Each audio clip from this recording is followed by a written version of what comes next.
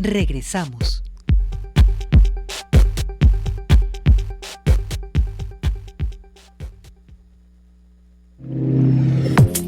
Seguimos en Cosa Pública 2.0 aquí en Radio Universidad de Guadalajara. Vamos a la línea telefónica para saludar y agradecer con mucho gusto a Grace Fernández del Movimiento por Nuestros Desaparecidos en México que nos tome esta llamada en semanas recientes. Bueno, de hecho, desde que ocurrieron los cambios en la Comisión Nacional de Búsqueda de meses subsecuentes, donde hubo un relevo, llegó Teresa Reyes a ese puesto, le hemos compartido muchísima información y testimonios de preocupación de familiares de los colectivos que buscan a sus desaparecidos por lo que parece ser un desmantelamiento del Sistema Nacional de Búsqueda, de la propia Comisión Nacional de Búsqueda, pero también de algunos órganos importantes como es el Centro Nacional de Identificación Urbana. Justamente ayer le compartimos una nota del diario La Jornada con declaraciones de varios familiares sobre estos temas y una de las voces que recogía el diario La Jornada es justamente el de Grace Fernández. Grace, ¿cómo estás? Buenas tardes. Buenas tardes, Rubén, Jesús, un saludarlos. Igualmente, Grace, es un gusto que aceptes conversar con nosotros. Queremos conocer tu punto de vista desde los colectivos y plataformas en las que participas, pues acerca de estas noticias que hemos estado compartiendo, de que se está despidiendo personal en la Comisión Nacional de Búsqueda, de que se han debilitado algunas áreas muy importantes como es la búsqueda de personas desaparecidas de larga data, la renuncia de Javier Yankelevich, y también parece ser que el Centro de Identificación Humana Centro Nacional de Identificación Humana, que había muchas esperanzas que ayudara a tratar de paliar la crisis forense asociada a la crisis por desaparición de personas, pues también se está siendo desmantelado. ¿Cómo están viendo estas cosas, Grace Fernández? Mira, pues con gran preocupación porque pues desde la llegada de la titular el diálogo ha sido sumamente complejo. No puedo decir que no ha habido acercamiento con algunos colectivos, sin embargo, hay cero disposición a escuchar y sobre todo a permitir que las víctimas aportemos, ¿no? Estos despidos masivos, si bien los han justificado con que eran contratos eventuales, lo cual sabemos, a final de cuentas, pues en los 6 años que tiene la Comisión Nacional de Búsqueda, se venían renovando los contratos, entonces no era una causa de preocupación para nosotros. Sin embargo, pues esta señora aprovechó justamente el vencimiento de los contratos eventuales para ya no renovárselos. Y eso es lo grave. ¿Por qué? Porque entonces ahorita no tiene más que 5, quizás 30 personas trabajando para buscar a más de 100,000 personas desaparecidas, ¿no? Por otro lado, a quien está puesto en puestos clave, pues son personas que no tienen conocimiento en búsqueda y lo peor, ni siquiera en acercamiento, trato con las víctimas. Entonces piensan que ellos son los únicos que saben cuando no tienen experiencia en absolutamente nada y entonces no abren al diálogo para decirles, oye, mira, el Plan Nacional de Búsqueda, mira, la estrategia esta del censo fuera de sumar está lastimando y está generando dinámicas innecesarias. O otras situaciones derivadas del desconocimiento del puesto al que están llegando, ¿no? Y eso es lo preocupante, ¿no? Que ahora resulta que quien, por ejemplo, dirige el Centro Nacional de Identificación Humana es un contador administrativo. Un contador. Yo soy contadora, pero no inventes, yo tengo 15 años estudiando y trabajando derechos humanos, búsqueda e investigación, y aún así yo no me considero experta. Yo no podría manejar un centro de identificación humana porque no soy forense y no tengo las acreditaciones. ¿Cómo se le pone a esta señora la idea de poner a un contador solamente porque pues es el que le ayudó cuando estaba en el Instituto de los Adultos Mayores, ¿no? Terrible. ¿Y cuáles son, digamos, como los cambios más drásticos que han ocurrido en el Sistema Nacional de Búsqueda? ¿Estos que estás mencionando o se ha corrido personal? ¿Cuáles son, digamos, como las afectaciones más graves, Grace? Sí, pues mira, las direcciones principales como la dirección quien organizaba las búsquedas, la dirección de análisis de contexto, la dirección de búsqueda de larga data esta de Yankelevich, que dices, o sea, son puestos en donde que están siendo ocupadas por personas que tienen años estudiando el fenómeno de las desapariciones en el país y que son ocupadas por administrativos que no tienen la menor idea, ¿no? Entonces, no solamente sufren los procesos que ya estaban en camino, sino que no hay una garantía, deja tú de la continuidad, siquiera de la planeación de algo, ¿no? O sea, las reuniones, por ejemplo, que tuvimos en Coahuila, los colectivos con la comisionada, le preguntábamos, oiga, el Plan Nacional de Búsqueda, no, yo me voy a dedicar a hacer la armonización de las leyes, el reglamento de la ley, el reglamento de los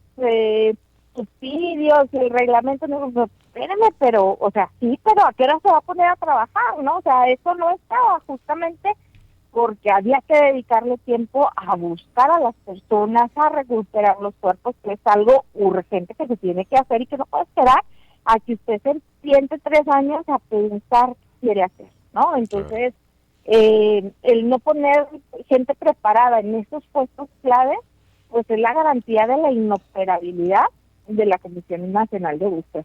Claro. Grace Fernández, te saluda Jesús Estrada. Es muy preocupante toda la situación. Quería preguntarte en particular sobre el Centro de Identificación Humana, el desmantelamiento prácticamente que tiene. Por ejemplo, me pregunto qué va a ocurrir con todas las muestras genéticas que tomó. De hecho, que cuando nació este centro hubo una toma masiva de muestras solo en el principio de casi 4,000 personas que atendieron la convocatoria. ¿Hubo resultados de todos esos procesos de tomas de muestras alrededor del país? ¿Y qué va a pasar con esas muestras si el centro se desmantela? Pues eso es lo grave, Jesús, que nadie sabe qué va a pasar, ¿no? O sea, estamos como cuando desaparecieron la Policía Federal y que decíamos policía científica tiene muestras que aportaron los familiares, pero también tiene elementos óseos que se recuperaron en operativos y que al día de hoy nadie sabe dónde están, ¿no? Claro. Que todo el mundo dice que se lo pasaron a la Fiscalía, pero la Fiscalía no da información. Entonces preocupa quién se quedó con esas muestras, si se lograron procesar, dónde están los perfiles genéticos, qué va a suceder con el personal, si lo van a volver a contratar o si no, qué procesos se pudieran haber quedado y sobre todo, por un lado, la cadena de custodia de lo que tenía el centro en su resguardo y la garantía de las condiciones de resguardo, ¿no? Porque pues volvemos a que no todas las recuperaciones ya son cuerpos esqueletizados, todavía hay recuperaciones con materia orgánica que necesitan ser procesados para que no se contaminen y entonces dificulten o imposibiliten las posibilidades de identificación, ¿no? Claro. Entonces, de eso no nos dan absolutamente nada de respuesta, ¿no? Digo, hace unos días fue la sesión del Sistema Nacional de Búsqueda y el tema forense, pues ahora sí que estuvo ausente. Una duda, Grace Fernández. Hace años, por revelaciones, ya finalmente se supo que al menos 52,000 cuerpos sin identificar estaban depositados en fosas comunes o en servicios médicos forenses alrededor del país. Con este problema del Centro de Identificación Humana y su desmantelamiento, ¿esa cifra es posible que haya aumentado en los últimos años o que haya disminuido con los trabajos que haya hecho el Centro de Identificación? Mira, con el Centro de Identificación seguramente no se movió nada, ¿no? O sea, pues, sí es cierto que había poco trabajo. Bien decías, una gran campaña de toma de muestras, pero no procesamiento de identificación de personas fallecidas, ¿no?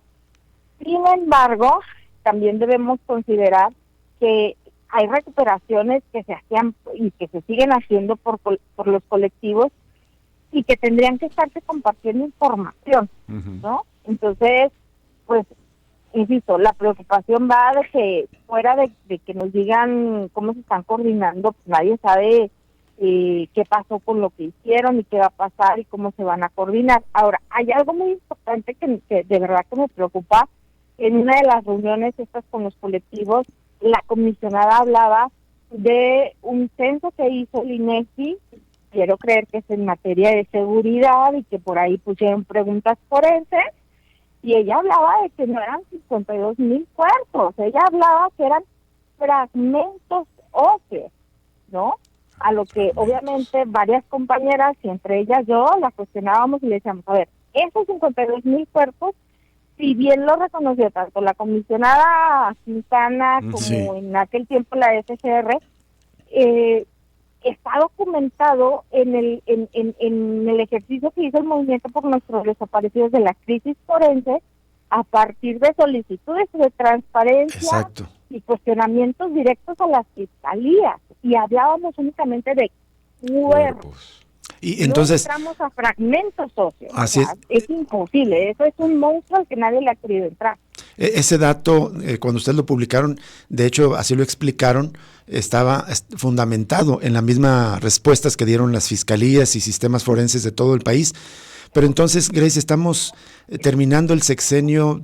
¿Cómo lo calificarías? ¿Un retroceso en todos los frentes? Por ejemplo, pues con la presentación del censo, que parece que se quiere rasurar o de seguir desapareciendo a los desaparecidos, con menos trato con los familiares, como nos lo platicabas ahora con la nueva titular Teresa Reyes, que se ha reunido menos con los familiares, con un distanciamiento también con el presidente López Obrador, y prácticamente sin avanzar, incluso posiblemente retrocediendo en enfrentar la crisis forense. Pues mira, básicamente en los últimos 4 meses desde que entró la comisionada, te puedo decir en resumen, vimos un salto cuántico de retroceso de por lo menos 10 años. De retroceso 10 años.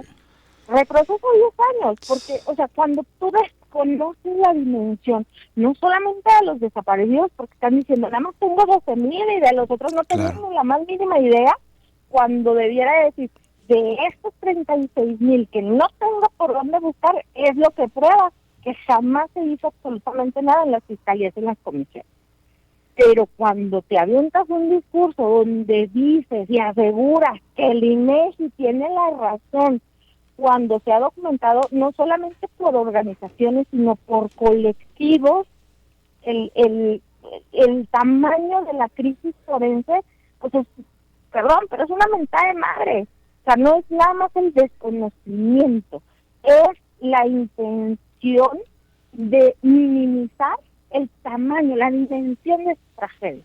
Y eso pues preocupa, porque pues era una lucha ganada, el reconocimiento de sí lo tengo que buscar, no tengo la menor idea, pero son todos estos y muchos más. Claro. Y tengo todos estos muertos que no sé quiénes son y que como pudieran no ser los desaparecidos que tengo que buscar. Que es como estaba la situación más o menos hasta hace un año, cuando de alguna manera había por lo menos oídos más receptivos de parte de Carla Quintana y de Alejandro Encina, subsecretario de Derechos Humanos, en la relación con los colectivos, pero ahora parece que hay cerrazón, no se quiere reconocer el tamaño de la crisis por desaparición y crisis forense. ¿Cómo se piensa reaccionar desde el Movimiento Nacional por Nuestros Desaparecidos, que es la plataforma, la alianza más amplia de colectivos?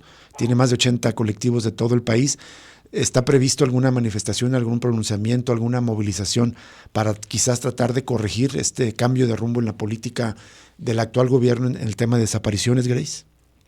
Pues mira, justamente es lo que estamos tratando de averiguar. ¿Qué más podemos hacer? Manifestaciones hemos hecho, y que hace el gobierno, va y te cierra con estas super megavallas el Ángel de la Independencia, y sigue acuartelado en Palacio Nacional, y vaya y muérase de hambre ahí afuera de Palacio, que al cabo no la van a atender más que el de oficialía de partes.